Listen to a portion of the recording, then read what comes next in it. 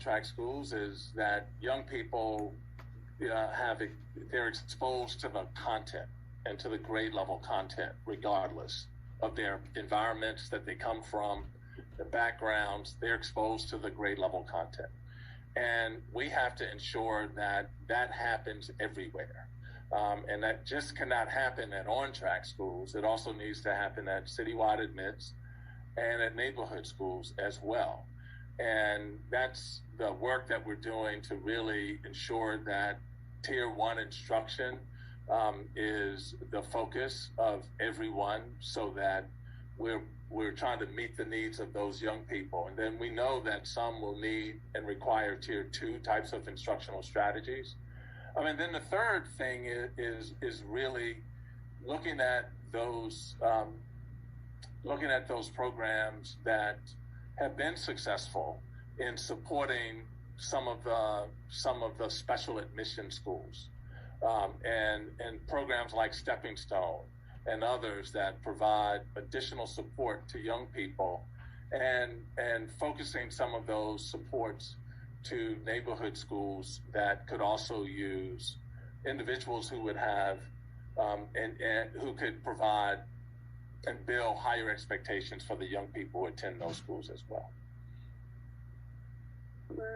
Dr. McIver? Thank you.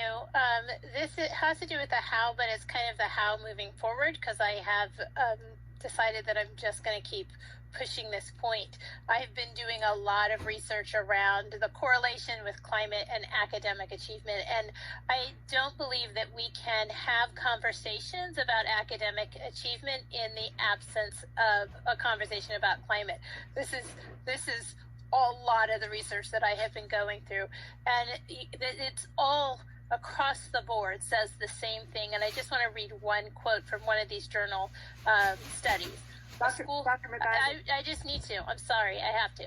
A school's climate is significantly correlated with student academic progress, and under some circumstances, the school climate effects outweighed the effects of student background factors. School climate had a bigger effect than students' background and academic achievement. So President Wilkerson, please bear with me. I'm going to leave this. I believe we need to come to an agreement on what we mean by climate, because when we all talk about climate, we're talking about something different. And moving forward, as we are looking at progress monitoring, I think we need to all be talking about the same thing. Can you ask Dr. White how he okay. climate, so we can try to... How do we... Okay, here, I'm turning these into questions. I'm sorry. I apologize. I'm getting a little bit passionate here. How does the school district define climate, and how it relates to student achievement in the off-track, near-track, and on-track schools? And the reason, how does this school district define school climate? So how are you defining school climate and looking at it in relation to student achievement?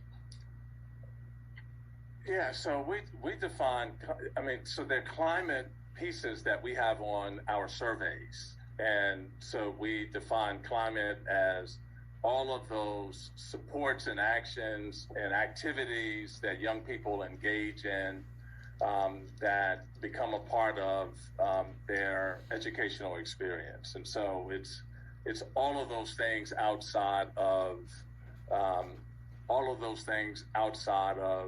like their work. Their comprehensive schoolwork. So when we look at climate, we are focused on building on the recommendations that we've used in the past, and really looking at those Tier 1 resources that we think are extremely important. So climate we define as having high expectations for all students, and the belief that all students can access Tier 1 instruction. And we believe that that can happen in regardless of where children attend schools. So that's how we define climate. And that's what you would propose to implement in all schools in order to, and that's part of your plan moving forward, right? Yeah, I think yes, that's part of the plan moving forward. It's like evidence-based tier 1 climate programming as part of a comprehensive MTSS framework, and really focusing on ensuring leadership and staff buy-in about the effectiveness of the well-implemented tier 1 approaches. And so naturally, there will be steps that we would take in order to do that. And it would be it's our climate statement. It's develop buy-in on the importance of effective and strong tier 1 programming.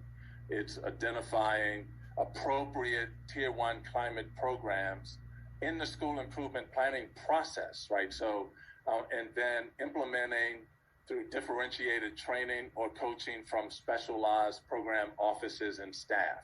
And that means partnering with groups like behavioral health or school leadership or athletics or robotics or whatever the program office is, to focus on those tier 1 activities, appropriate activities for young people.